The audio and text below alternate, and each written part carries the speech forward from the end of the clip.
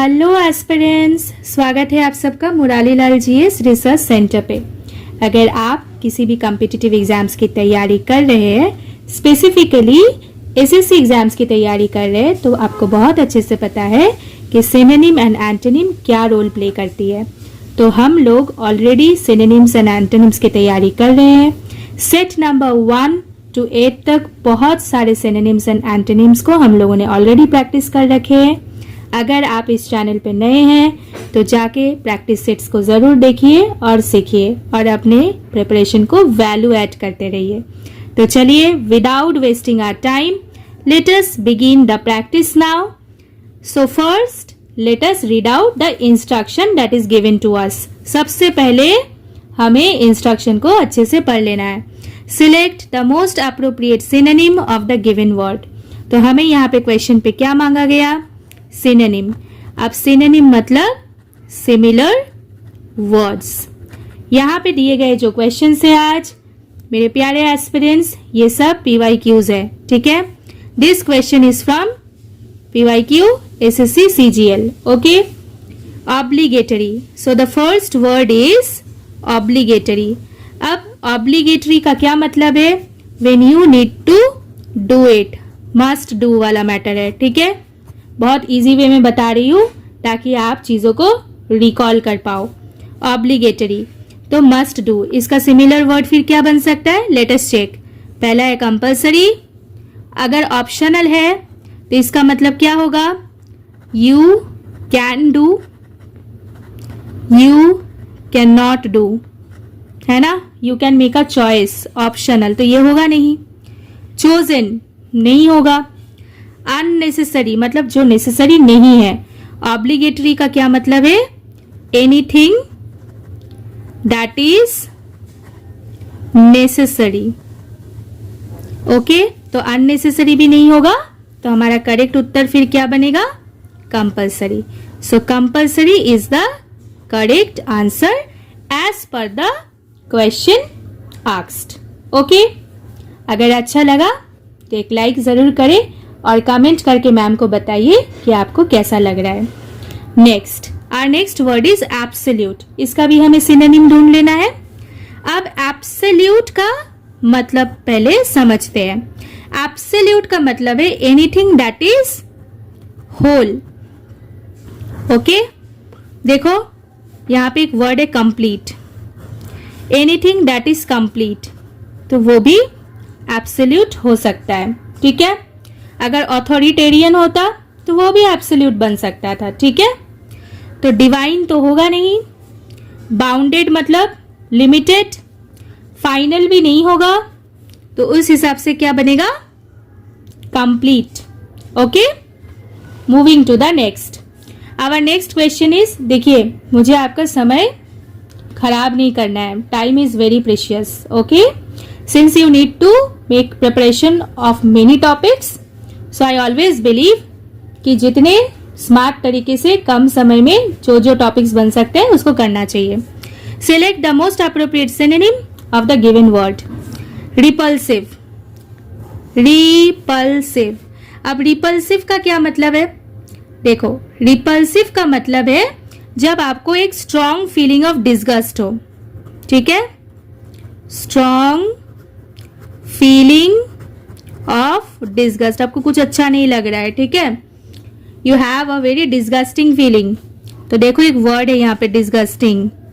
This is the correct similar word, मतलब synonym of the word repulsive, okay. Next, our next word is fragile. See the word fragile, this is our next word. Fragile का मतलब बहुत अच्छे से समझो।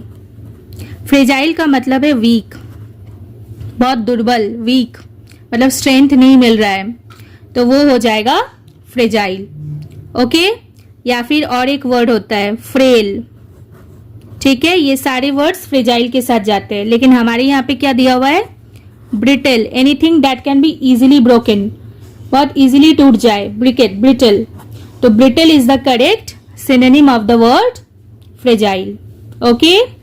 Brittle, fragile, frail, fragile, weak, fragile. Okay, next, our next synonym word is, देखो अब आपको इस तरीके से भी दिया जाता है, ये एसएससी जीडी से लिया हुआ क्वेश्चन है. That young women has a tendency to date men who are similar to her father.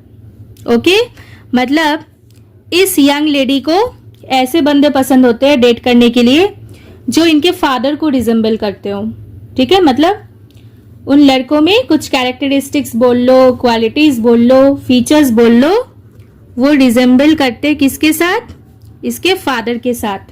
ठीक है, अब ये जो वर्ड है इसका हमें क्या, इसका हमें सिनोनिम ढूंढना है. टेंडेंसी का क्या मतलब है? Way of behaving, way of behaving. तो इससे जाता हुआ कुछ वर्ड हमें ढूंढ लेना है. ठीक है, इनएक्टिविटी तो होगा नहीं, ये तो बिहेवियर से जा ही नहीं रहा है ना. एपैथी ये भी नहीं होगा, इनडिफरेंस ये भी नहीं होगा, तो क्या होगा? प्रोपेंसिटी. अब प्रोपेंसिटी का क्या मतलब है? ये होता है एक नेचुरल टेंडेंसी. ठीक है, किसी का नेचुरल टेंडेंसी होता है to behave in a particular वे.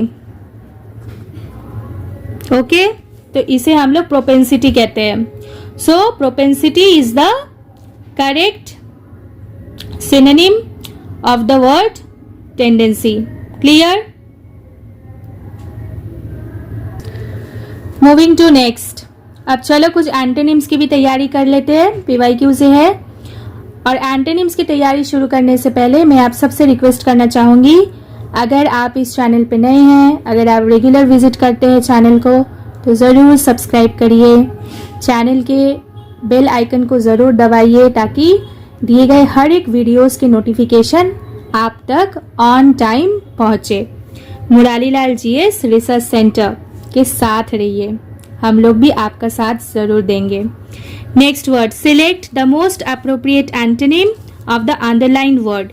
ठीक है, The WHO issued a statement on Sunday morning that though the Omicron variant of coronavirus may appear to be less severe, it should not be dismissed as mild. So our word is severe. ठीक है, तो severe का क्या मतलब है? Anything that makes to suffer. ठीक है, okay, या फिर किसी को अपसेट कर दे, क्रिएट डिफिकल्टी, तो उसे हम लोग सीवियर कहते हैं. Okay, clear? अब सीवियर का हमें एंटोनिम ढूंढना है. तो जो प्रॉब्लम क्रिएट करे, डिफिकल्टी क्रिएट करे, सफर करे किसी के लिए, तो उसका फिर ऑपोजिट क्या बन सकता है? देखो वर्ड, देखो यहाँ पे एक है जेंटल. ओके, सो जेंटल मतलब क्या? बहुत मॉडेस्ट, मीक. तो ये सीवियर की बिल्कुल ऑपोजिट जाता है, तो ये बनेगा अपना ऑपोजिट. और फिर हम लोग कह सकते हैं एंटोनिम. Okay, clear? क्लियर है ना? तो कमेंट पे क्लियर जरूर लिखो. Next, choose the most appropriate antonym of the given word budding. इसका हमें ऑपोजिट ढूंढना है. ठीक है, ओके. आपने कभी पौधा लगाया है? आपने देखा है कैसे फ्लावर उगता है? तो फ्लावर, जब सबसे पहले आप फ्लावर को देखते हैं ना उसके ग्रोथ स्टेज पे, तो उसे हम लोग क्या बोलते हैं? Flower bird. ये एक एग्जाम्पल दिया मैंने. तो बडिंग का क्या मतलब है? बडिंग ऐसे करके आप याद रखोगे, इसलिए मैं बता रही हूँ. बडिंग का मतलब है wanting to develop, wanting to develop. ठीक है, मतलब बनना एक टाइप का. ठीक है, तो बिगाड़ना ढूंढते हैं. विदरिंग. ठीक है, विदर आपने देखा होगा जब मौसम अनुकूल नहीं होता है, पत्ते झड़ने लगते हैं, तो that is the example of withering. Clear? याद रहेगा ना? मतलब dry and died. Okay, withering. तो ये जन्म दे रही है और ये मर रही है, तो बडिंग एंड विदरिंग. याद रहेगा? याद रहेगा तो लाइक करो, दोस्तों यारों के साथ साझा करो, ठीक है ना, लेसन शेयर करो, नहीं हो तो सब्सक्राइब करो और बेल आइकन को भी जरूर दबा देना। चलो next, our next word is ache. अब एक मतलब जब इंटेंस कोई पेन है, ठीक है, कोई पेन है दैट इज लॉन्ग लास्टिंग, तो उसे हम लोग एक कहते हैं। दर्द, बहुत दर्द, तो दर्द का ऑपोजिट क्या होगा? देखो, जब दिया ही हुआ है तो इतना क्यों सोचना, ठीक है, इतने सारे ऑप्शंस को क्यों देखना, एकदम मिल गया है पहला ऑप्शन, ईज, कंफर्टिंग, ठीक है, ईज, इसीलिए हम लोगों ने ईज को चूज किया। क्लियर? चलो, अब नेक्स्ट वर्ड इज एडवांटेजेस।